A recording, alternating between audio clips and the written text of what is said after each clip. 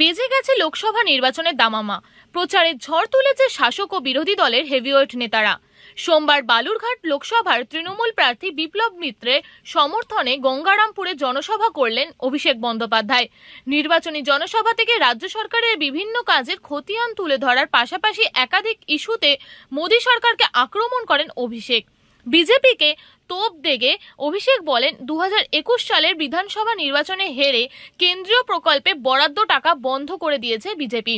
তিনি আরও বলেন, গত 3 বছরে আবাস যোজনা এবং 100 দিনের কাজের প্রকল্পে 10 পয়সা বরাদ্দ করা নিয়ে বিজেপি যদি শ্বেতপত্র প্রকাশ করতে পারে তবে রাজনীতির ময়দানে পা রাখব না।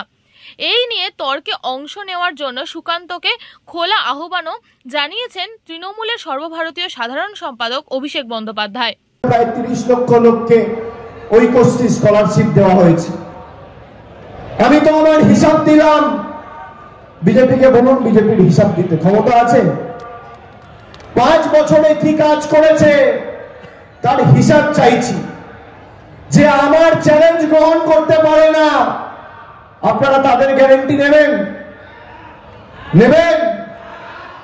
বলছে মোদিজির গ্যারান্টি।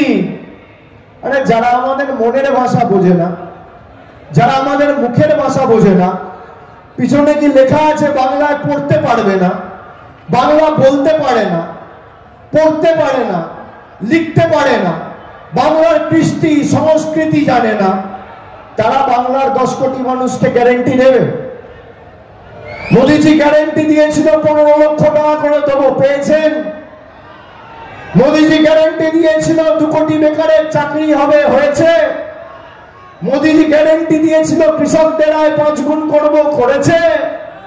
মোদিজি গ্যারান্টি দিয়েছিল নোটবন্দি করে কালো টাকা ধ্বংস করবো, কালো টাকা ধ্বংস হয়েছে?